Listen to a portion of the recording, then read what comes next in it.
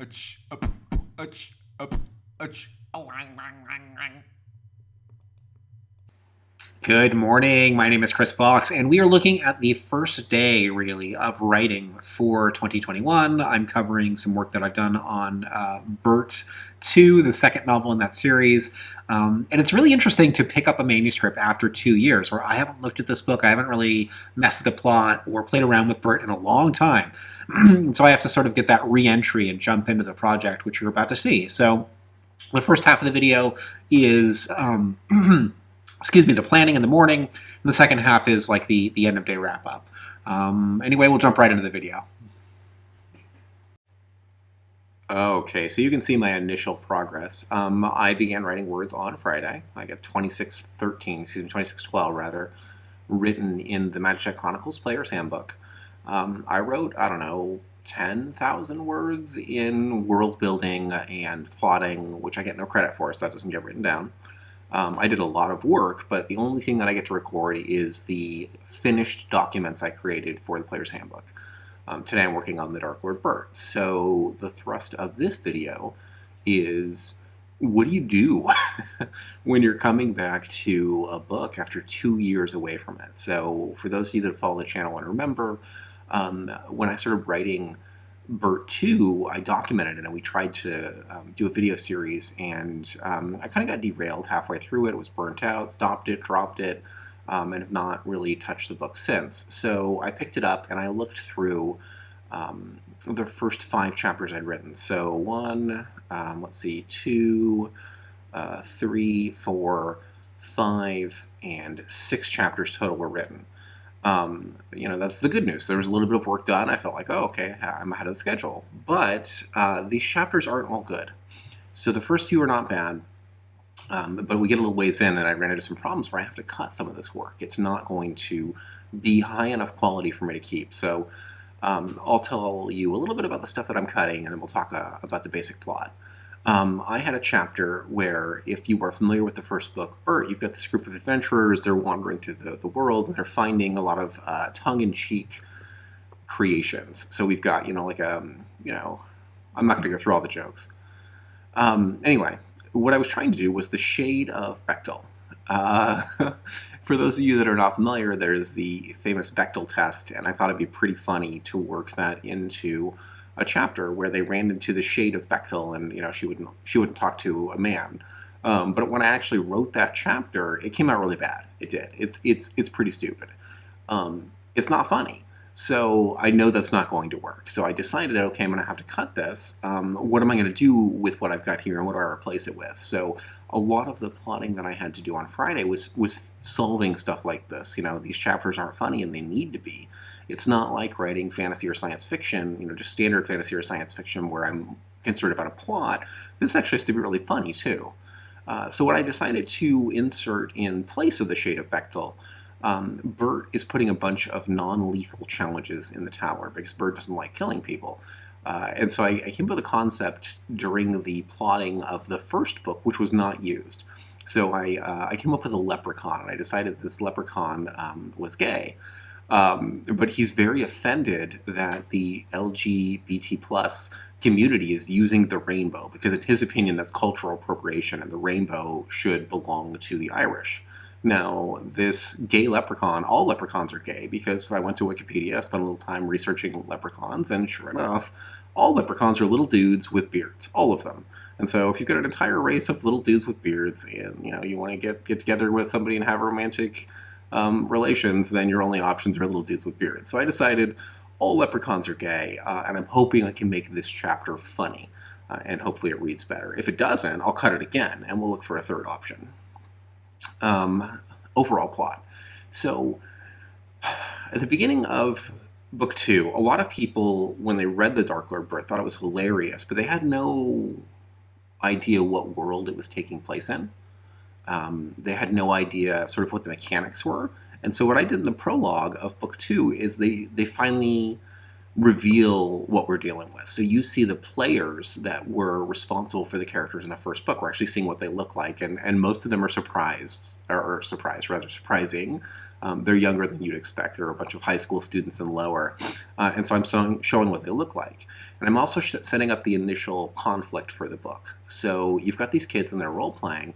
And for those of you not familiar, back in the 1980s, there was a comic book called Dark Dungeons that was spread about by a guy by the name of Jack Trick. And it said that if you played Dungeons and Dragons, you were going to become satanic and evil.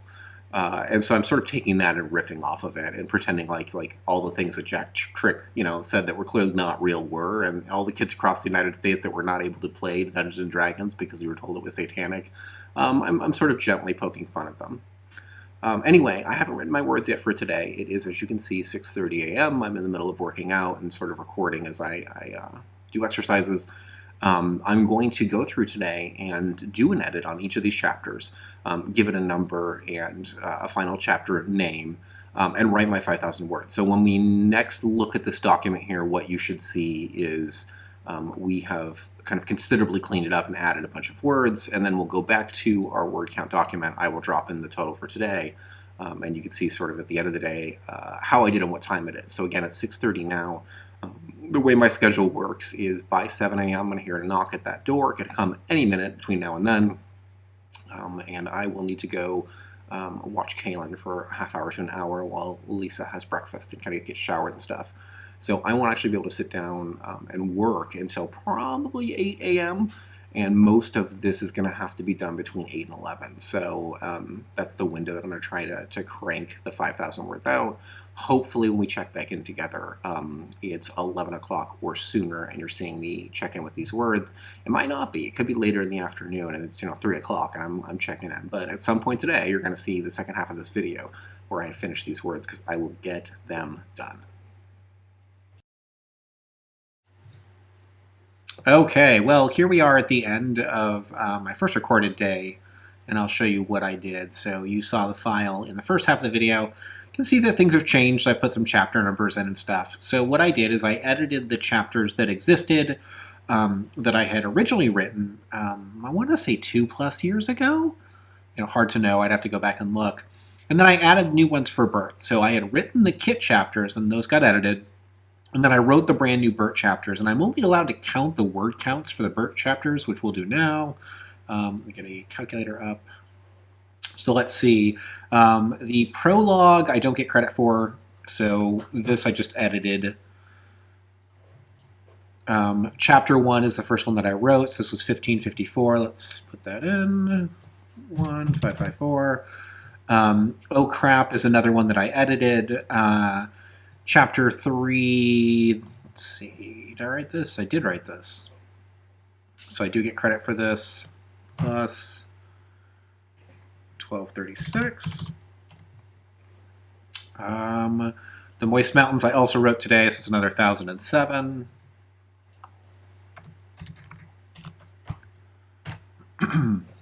Let's see, where's the next one that I worked on?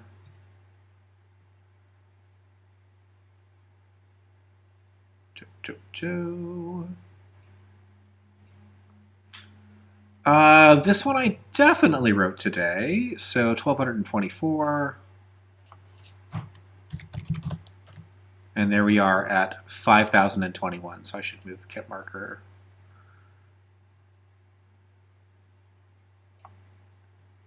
Okay, so a quick note about what I'm doing when I'm moving files around on the side here. I have plot markers for Kit and Bert, and I have writing markers. So part of it I'm plotting ahead of time. You can see there's a bunch of empty files down here that don't have any description at all. I need to get those plot markers down there so the whole book is plotted. Other things to talk about today. Not a lot. There were a few plot issues that I had to overcome, as I talked about in the first half of the video. I was able to write the scene with Darby the Leprechaun. I don't know if it is any good. I guess, in the end, editing, I will find out. This is the cut portion, which was 948 words. Almost 1,000 words got cut out of there and had to be rewritten. But it was absolutely worth it because it just wasn't funny, and I need this book to be funny. So I have Tomorrow, I have to edit this last chapter and try to make sure it is up to snuff. This is one of the last few that I had written ahead of time. But then beyond that, every other chapter for the rest of the book is brand new, and I'm writing this from scratch. So I guess I'm going to throw the ball in your court as the audience. What do you need to know? What resources do you want? What do you see from, or what do you want to see rather from me in terms of stuff I can give you? I could probably export a Scrivener file if that's useful, throw it up on a resources page. I don't know. I could talk more about plotting. We haven't done that yet, so I know I just sort of jumped into this cold, but I am picking up the manuscript 2 years later, as you can see, and kind of jumping in cold. So I wanted to give you a look at what that looked like. I haven't touched this in 2 years, and I went from that to, the first day in, I think I got about 10,000 words done. You saw I only got credit for about 5,000 of those words, but the other 5 already existed. So anyway, that's where I'm at for now. I guess I'm going to cut the video off. Let me know what would be useful, and expect more videos very soon.